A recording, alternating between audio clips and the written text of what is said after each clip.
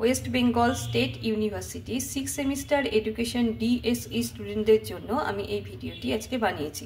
তো তোমরা যারা এবছর এডুকেশন ডিএসসি পড়বে 04 যাদের কোড হবে, তো তোমাদের জন্য এই ভিডিওটি। তো তোমাদের সবার আগে কিন্তু কলেজ থেকে কনফার্ম করতে হবে যে কলেজে তোমাদের 6 সেমিস্টারে কোন পার্টটা পড়ানো হচ্ছে। ডিএসসির কিন্তু দুটো পার্ট পড়ানো হয় 6 সেমিস্টারে, কোথাও কোথাও ডিএসসি 03, কোথাও কোথাও ডিএসসি 04। তো আমি আজকে এই ভিডিওতে ডিএসসি 04 নিয়ে আলোচনা করছি। তো এই ডিএসসি 04-এ তোমাদের যেটা পড়তে হবে সেই টপিকটা হচ্ছে শিক্ষায় নির্দেশনা ও পরামর্শদান। মোট মিলিয়ে তোমাদের 3টে ইউনিট আছে, 3টে ইউনিট থেকে কোয়েশ্চেন আসে। ফার্স্ট ইউনিটে রয়েছে সঙ্গতি বিধান ও অপসঙ্গতি। এর মধ্যে 15 মার্কসের কোয়েশ্চেন তোমরা রেডি করবে। সঙ্গতি বিধান কাকে বলে, উত্তম বা ভালো সঙ্গতি বিধানের লক্ষণ বা শর্তগুলি লেখো, সঙ্গতি বিধানের গুরুত্ব বা প্রয়োজনীয়তা। আরেকটা কোয়েশ্চেন 15 মার্কসে তৈরি করবে, অপসঙ্গতি কাকে বলে, কৈশোরকালে অপসঙ্গতির কারণগুলি লেখো, ছাত্রদের মধ্যে অপসঙ্গতি দূর করতে শিক্ষক বা বিদ্যালয়ের ভূমিকা লেখো। এইখানটাতে কিন্তু কোয়েশ্চেনটা কৈশোরকালের সঙ্গে বিদ্যালয়টাও আসতে পারে। ধরো দিল কৈশোরকালে অপসঙ্গতির বদলে বিদ্যালয়ে অপসঙ্গতির কারণগুলি লেখো, তারপরে ছাত্রদের মধ্যে অপসঙ্গতি দূর করতে শিক্ষক বা বিদ্যালয়ের ভূমিকা। 5 নম্বরের কিছু টিকা রেডি করবে এই ইউনিট থেকে। সঙ্গতি বিধানের পরিধি, বিদ্যালয়ে বা কৈশোরকালে যে কোনো তিনটি অপসঙ্গতিমূলক আচরণ, অপসঙ্গতির কারণ বা বিদ্যালয়ে অপসঙ্গতির কারণ, যেটা আমি বড় কোয়েশ্চেনের মধ্যেও দিয়েছি। আর সঙ্গতি বিধান ও অপসঙ্গতির বিধানের মধ্যে বা অপসঙ্গতির মধ্যে পার্থক্য।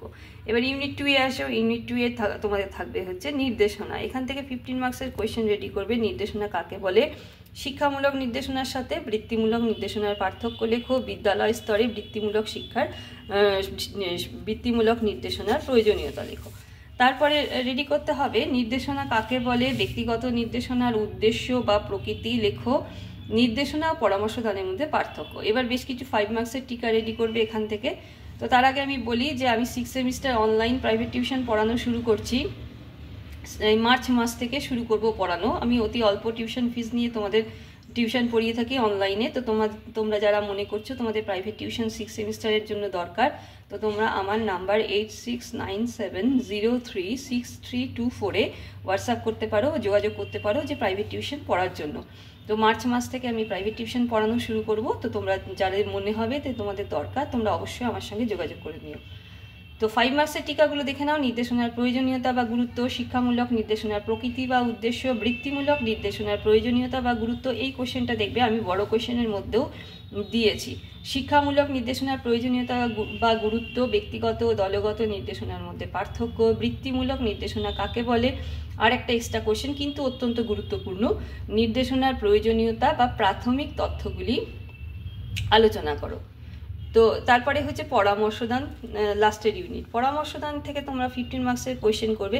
আচ্ছা, এই 7-এর কোয়েশ্চেনটা না নির্দেশনার প্রয়োজনীয় বা প্রাথমিক তথ্য এইভাবে আসতে পারে। নির্দেশনার প্রয়োজনীয় তথ্যগুলি আলোচনা করো বা নির্দেশনার প্রাথমিক তথ্যগুলি আলোচনা করো। পরামর্শদান থেকে 15 মার্কসের কোয়েশ্চেন করবে। পরামর্শদান কাকে বলে, পরামর্শদানের পরিধি, প্রকৃতিটাও দেখে নেবে, পরের কোয়েশ্চেনে দেওয়া আছে। প্রকারভেদ। তো আবার নেক্সট সেকেন্ড কোয়েশ্চেনে করবে পরামর্শদান কাকে বলে, কমন থাকবে। আগেরটাতে পরিধি দিয়েছি, এবারেরটাতে প্রকৃতি বা উদ্দেশ্য, শিক্ষাক্ষেত্রে পরামর্শদানের গুরুত্ব। তারপরে 3 নাম্বার কোয়েশ্চেন, পরামর্শদান কাকে বলে, ব্যক্তিগত ও দলগত পরামর্শদানের সুবিধা অসুবিধাগুলি লেখো। আর 5 মার্কসের টিকা করবে। এখানে যেহেতু বড় কোয়েশ্চেন আমি একটা এক্সট্রা দিয়েছি, সেই কারণে 5 মার্কসের কোয়েশ্চেন কিন্তু এখান থেকে কমে গেছে। তো ব্যক্তিগত ও দলগত পরামর্শদানের পার্থক্য, প্রত্যক্ষ পরোক্ষ পরামর্শদানের পার্থক্য, আর ঐচ্ছিক পরামর্শদান কাকে বলে। তো ভিডিওটা এখানেই শেষ করলাম। কেমন লাগলো জানিও। নতুন হলে সাবস্ক্রাইব করো আমার চ্যানেলটিকে, আর কিছু জানার থাকলে আমাকে কমেন্ট করো।